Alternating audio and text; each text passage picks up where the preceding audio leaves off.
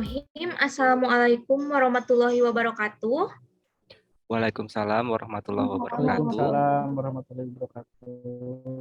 Selamat datang di podcast peserta Latsar CPNS Kabupaten Ciamis tahun 2022. Pada hari ini, kami akan membahas mengenai topik isu aktual terkait pelaksanaan penyelenggaraan pemerintahan dalam upaya mewujudkan smart governance. Di sini ada beberapa narasumber yang sudah siap untuk memaparkan tentang penerapan sistem pemerintahan berbasis elektronik atau SPBE di instansi kerja masing-masing. Sebelum kita memasuki podcast, izinkan saya memperkenalkan diri. Perkenalkan, nama saya Dewinta Januarti, CPNS Kabupaten Ciamis, instansi Puskesmas Sukadana, selaku moderator.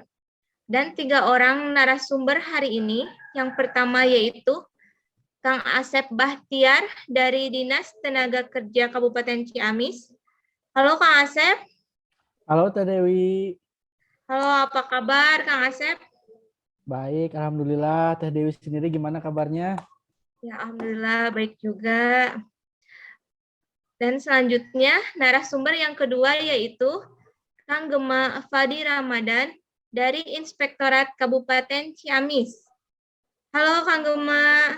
Halo Teh Dewi, sehat Teh Dewi? Alhamdulillah. Alhamdulillah. Ya. Dan selanjutnya narasumber yang ketiga ada Teteh Cantik, Teh Lulu Lucia Luberti dari Dinas Perhubungan Kabupaten Ciamis. Halo Teh Lulu. Halo Teh Dewi, senang sekali bisa berjumpa di podcast kali ini. Ya, senang sekali. Alhamdulillah sudah lama tidak bertemu ya Teh. Iya. Ya, pada kesempatan kali ini kita akan membahas tentang penerapan sistem pemerintahan berbasis elektronik atau SPBE di instansi kerja masing-masing. Sebelumnya saya akan menjelaskan sedikit tentang apa sih SPBE itu. SPBE merupakan singkatan dari Sistem Pemerintahan Berbasis Elektronik. Sistem pemerintahan berbasis elektronik ini adalah penyelenggaraan pemerintahan yang memanfaatkan teknologi informasi dan komunikasi untuk memberikan layanan kepada pengguna SPBE.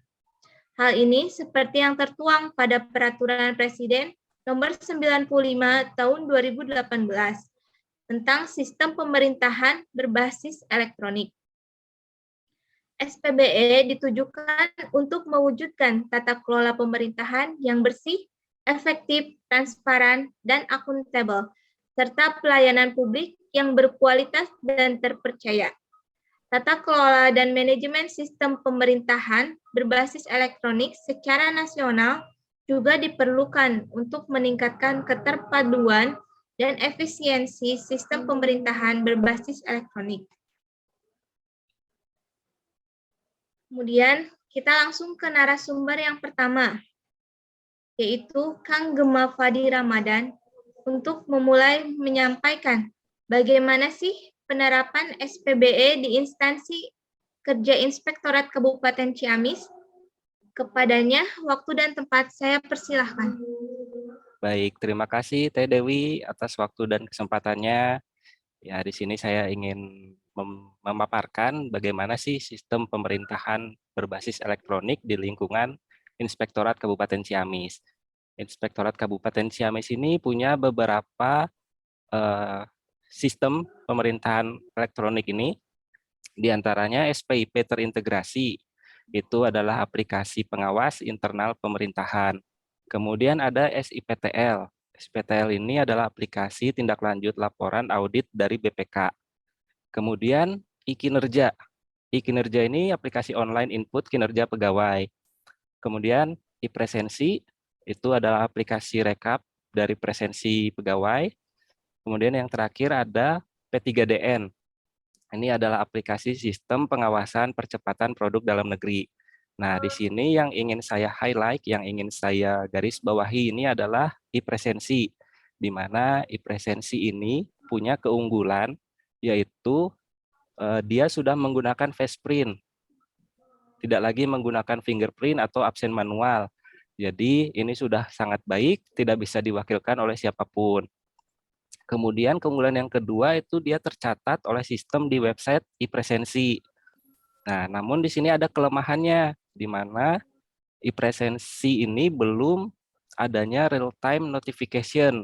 Jadi notifikasi itu tidak secara langsung si pegawai itu menerima. Jadi si pegawai ini kalau dia pengen tahu dia itu udah absen atau belum, dia harus masuk dulu ke websitenya, harus login dulu, masukin password dan NIP-nya, kemudian dia harus dulu mendownload PDF-nya untuk dia tahu apakah di hari tersebut itu dia udah absen atau belum. Nah, dampaknya apa? Di sini itu di inspektorat itu banyak pegawai yang lupa gitu apakah dia itu udah absen atau belum. Jadi si pegawai itu banyak yang melakukan absen berulang, 5 menit sekali mungkin dia absen karena lupa dia tuh udah absen atau belum. Atau pada saat pulang dia udah di jalan kelupaan dia tuh udah absen atau belum ya, jadi harus balik lagi gitu ke kantor. Nah, ini jadi setelah itu saran dan rekomendasinya itu dari perwujudan smart governance ini adalah untuk melakukan upgrade e-presensi dengan menambah fitur real-time notification, di mana manfaatnya itu bisa meminimalisir pegawai yang lupa absen. Nah, dampaknya manfaat langsungnya itu meningkatkan si kedisiplinan dari pegawai itu. Jadi si pegawai itu tidak lagi lupa absen seperti itu. Mungkin itu Teh Dewi, Yang ada yang menarik mau sekali ya, menanggapi? Kang Gema. Terima kasih. Silahkan untuk ditanggapi para narasumber yang lainnya. Ada yang mau menanggapi? Kang Asep atau Teh Lulu? Silakan. Oke, mungkin saya mau menanyakan ya, Kang Gema. Jadi Ya, kan emang bagus sekali ya untuk SPBE-nya, untuk penerapan instansinya. Tapi dari sisi pertanyaan saya di sini, bagaimana dengan urgensi dari fitur ini gitu. Dan bandingannya jika tidak melakukan upgrade di aplikasi e-presensi gitu. ya bagus ya pertanyaannya Kang Asep. Jadi di sini tuh memang fitur dari real time notification ini belum begitu urgensi ya. Cuman ini tuh memiliki dampak kepada kedisiplinan si pegawai itu sendiri. Kalau misalnya dia banyak lupa absen, banyak misalnya lupa absen yang jadi terlambat atau malah tidak absen sama sekali, itu dapat mempengaruhi performansi kedisiplinan dirinya sendiri. Nah, ketika banyak yang hal itu terjadi, berdampak ke instansinya. Instansinya juga bakal jadi jelek karena si pegawainya itu tidak disiplin melakukan absensi. Jadi fitur ini itu sebagai pembantu untuk mengingatkan pegawai itu udah absen atau belum, agar tidak terjadi lagi lupa absen yang berdampaknya jadi terlambat atau malah tidak absen sama sekali. Begitu, Kang Asep. Ya, Oke, bagaimana makasih Kang Kang Asep, Gema. puas?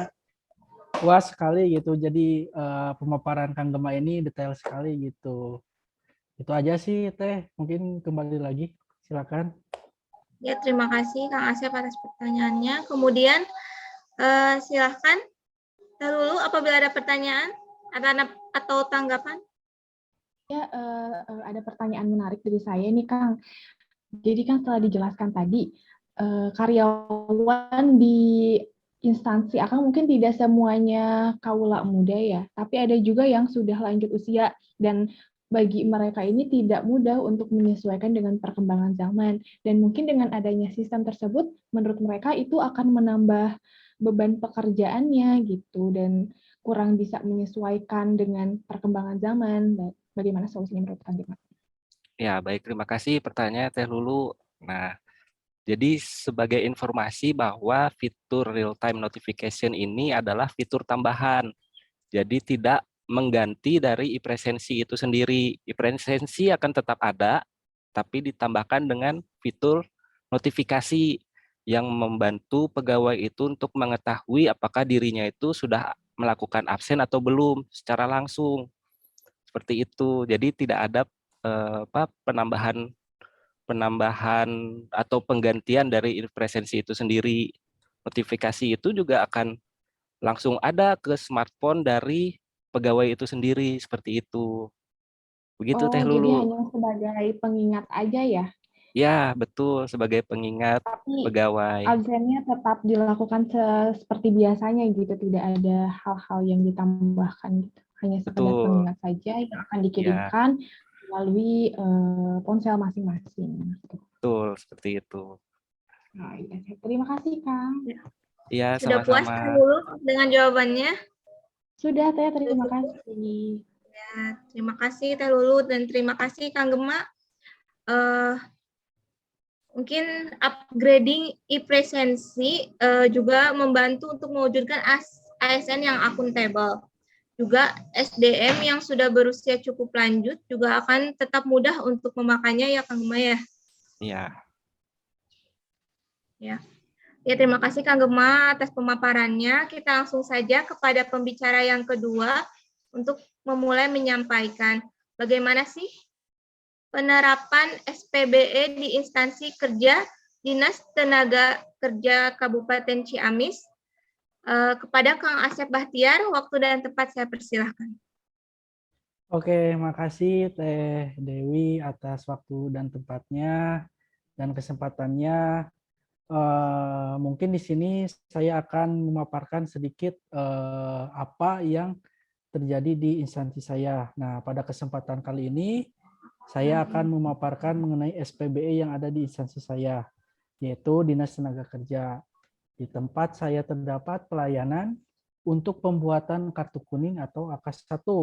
Pada pembuatan kartu kuning tersebut masih menggunakan pelayanan berbasis manual, sehingga saya sendiri menyarankan untuk menggunakan pelayanan berbasis online dengan cara menggunakan sistem aplikasi berbasis internet atau web, sehingga akan memudahkan bagi penerima layanan dan pemberi layanan dari segi waktu, bisa kapanpun, dan dari segi jarak, bisa dimanapun.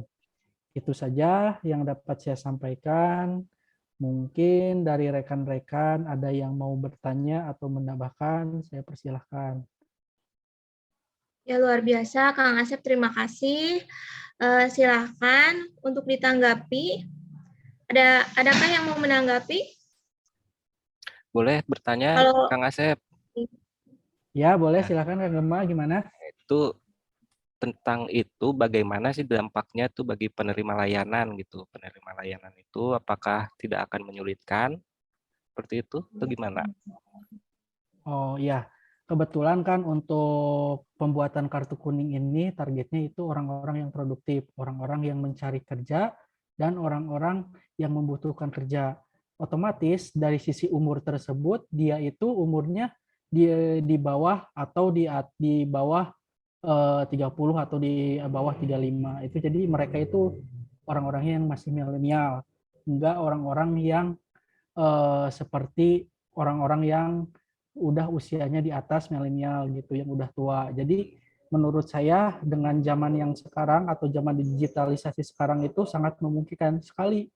Dan seperti kita ini, contohnya seperti Zoom ini, meskipun kita berada dimanapun, kita masih bisa mendapat menggunakan layanan digital tersebut. Mungkin itu sih, Kang Gema, jawaban dari saya. Terima kasih Kang Gema, mungkin apa kurang atau gimana silahkan saya kembalikan ya, kembali. bagaimana Kang Gema? Sudah puas atas jawabannya? Sudah, Teh. Ya, pertanyaan selanjutnya mungkin dari saya, Kang Asep, boleh? Boleh sekali. Teh Dewi gimana? Ada yang Ya. ditanyakannya? Bagaimana dengan sistem kerja yang sudah berjalan? Akan dikemanakan SDM-nya? Oke, pertanyaan yang sangat bagus, Teh Dewi. Yang pertama di sini yang sudah berjalan tetap masih bekerja karena ada penyisihan dari yang sistem lama ke sistem yang baru. Nah, bagaimana caranya kita upgrade dulu pegawai kerja yang masih ada sekarang untuk memenuhi kompetensi yang dibutuhkan di pegawai untuk instansi yang dibutuhkan saat ini. Contohnya kan kita akan memakai untuk sistem pelayanan online untuk pembuatan kartu kerja. Nah, mereka itu kita apakan ya dikasih pelatihan yang berbasis kompetensi yang disesuaikan dengan kebutuhan itu gitu. Jadi sangat memungkinkan gitu untuk pegawai yang lama masih bisa bekerja gitu. Misalnya pegawai yang lama tidak memenuhi standar gitu untuk kompetensi ini, ya bisa juga untuk sistem rotasi atau sistem rolling gitu Teh. Ya bagaimana caranya untuk sistem rolling atau sistem rotasi ini? Ya kita koordinasi dengan instansi-instansi yang ada gitu atau bagian-bagian yang ada. Itu aja sih Teh. Ya, tadi Kang Asep memaparkan bahwa SDM-nya di-upgrade, dikasih pelatihan kompetensi. Nah, sedangkan untuk upgrade atau pelatihan kompetensi itu sendiri tentunya membutuhkan banyak biaya. Bagaimana tanggapannya Kang Asep? Terima kasih. Oke, mungkin untuk zaman sekarang kan ada yang namanya human capital. Ini human capital ini bisa disebutkan sebagai aset investasi untuk manusia gitu. Jadi itu adalah salah satu aset yang diberikan oleh instansi atau oleh organisasi untuk sebagai apa ya bentuk atau bentuk manusia gitu. Jadi dia bakalan rugi, nanti ada timbal baliknya gitu Teh. Jadi timbal baliknya seperti apa?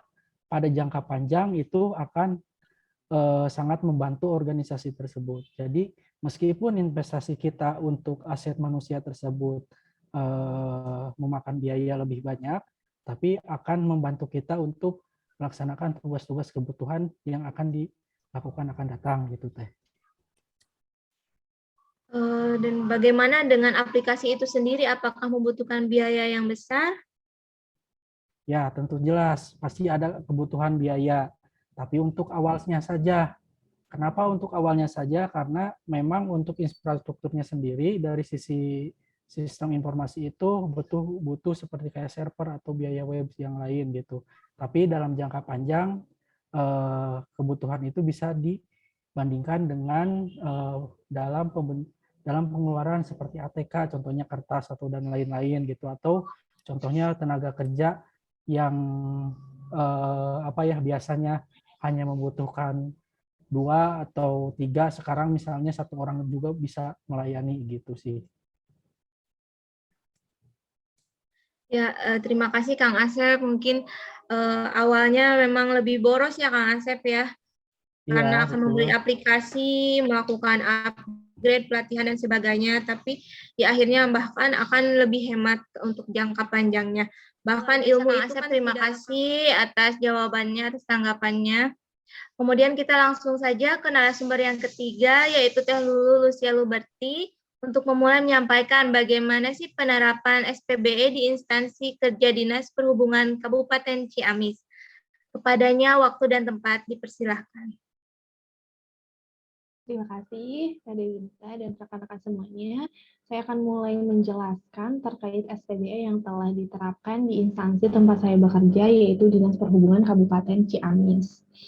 Jadi salah satu SPBE yang sudah kami terapkan yaitu ATCS, yang merupakan Area Traffic Control System, yaitu suatu sistem pengendalian lalu lintas berbasis teknologi informasi pada suatu kawasan yang bertujuan untuk mengoptimalkan kinerja jaringan jalan melalui optimasi dan koordinasi pengaturan lampu lalu lintas di setiap persimpangan. Fungsi utama dari ATCS yaitu mengatur waktu sinyal di persimpangan secara responsif dan terkoordinasi. Hal ini mengurangi jumlah dan beban petugas pengatur lalu lintas di persimpangan. Jadi, kami dapat menyesuaikan waktu siklus di persimpangan tanpa harus terjun langsung ke persimpangan. Dinas Perhubungan Kabupaten Ciamis sudah memiliki sisi room ATCS yang baru saja diresmikan pada bulan April tahun 2022 oleh Gubernur Jawa Barat dan sudah terkoordinasi dengan 9 persimpangan dengan 34 kamera CCTV, khususnya di pusat kota. Selain itu, terdapat announcer juga di setiap persimpangan sehingga kita dapat menghimbau pengguna jalan untuk tetap berhati-hati dalam berkendara. Mungkin sekian Teh pemaparan dari saya. Apabila ada pertanyaan, silakan untuk ditanyakan. Ya, luar biasa Teh Lulu. Terima kasih atas pemaparannya. Silakan apabila ada yang akan menanggapi. Kang Asep atau Kang Gema, enggak?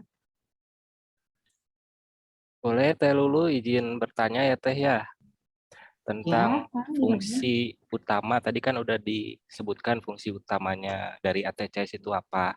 Nah, fungsi Iya. lainnya dari ATCS itu apa? Ada nggak ya fungsi lain gitu, selain untuk mengatur waktu di persimpangan itu?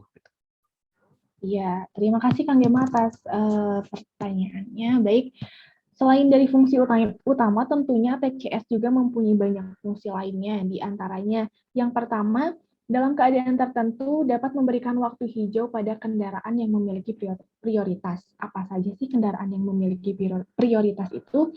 Yang pertama, pemadam kebakaran. Yang kedua, ambulans. Kemudian yang ketiga, VVIP seperti pejabat dan tokoh penting lainnya. Dan untuk konvoi dan lain-lain. Jadi kami bisa memberikan prioritas bagi kendaraan-kendaraan yang telah disebutkan tadi dengan langsung menghijaukan pada saat itu juga. Karena waktu siklus yang ada di lapangan terkoordinasi dengan waktu siklus yang ada di sisi room. Kemudian yang kedua, menyampaikan informasi kondisi arus lalu lintas dan alternatif lintasan ketika sedang terjadi kemacetan. Hal ini karena di setiap persimpangan sudah terdapat CCTV sehingga kami bisa memantau apakah arus lalu lintasnya lancar atau tidak begitu. Dan masyarakat juga bisa mengakses tanpa harus bertanya kepada kami, yaitu mengakses melalui website di atcs.kabupatenciamis.go.id. Dan yang ketiga, menyediakan rekaman data lalu lintas seperti kejadian kecelakaan dan kejadian lainnya di persimpangan. Kami juga sering berkoordinasi dengan pihak kepolisian jika terjadi hal-hal yang harus diselesaikan, entah itu berbau kejahatan ataupun lainnya. Seperti itu kan, beberapa fungsi lain dari ATCS. Baik, terima kasih Teh Lulu. Ya, terima kasih Teh Lulu atas pemaparannya. Bagaimana, ada yang mau menanggapi lagi? Ternyata ATCS tuh banyak mempunyai fungsi ya Teh Lulu ya. Iya, Dari betul sekali. Dari bisa mengatur dari jarak jauh, kemudian mencari alternatif jalan bila terjadi kemacetan, dan juga bisa mendapatkan rekaman data lalu lintas. Baik, kalau tidak ada, saya simpulkan bahwa penerapan SPBE di setiap instansi memang berbeda-beda dan mempunyai kelebihan dan kekurangan masing-masing. Namun semua ini bertujuan untuk mewujudkan tata kelola pemerintahan yang bersih, efektif, transparan, dan akuntabel, serta mewujudkan pelayanan publik yang berkualitas dan terpercaya, dan mewujudkan sistem pemerintah berbasis elektronik yang terpadu. Dan tidak lupa, yang paling penting yaitu memiliki 8 prinsip kode perilaku Smart ASN agar bisa terwujudkan Smart Governance 2024. Baik, demikian podcast kali ini. Sekali lagi terima kasih kepada ketiga narasumber yang telah hadir pada kesempatan kali ini. Saya memohon maaf apabila terdapat salah kata dan ucapan. Sampai ketemu lagi di podcast selanjutnya. Terima kasih. Wassalamualaikum warahmatullahi wabarakatuh. Waalaikumsalam warahmatullahi wabarakatuh. Terima kasih rekan-rekan semua. Terima Terima kasih para narasumber.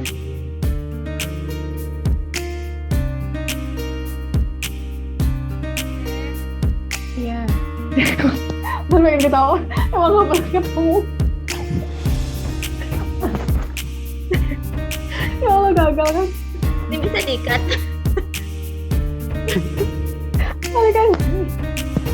Tapi kan sudah lama gak ketemu. Bisa berarti kan? Bisa Dikat, Kang Gema. dikat. Tapi nambah pegawaian Kang Gema paling oke. Bisa lah, ayo. Alhamdulillah ya. Tidak ada Islam. Sudah.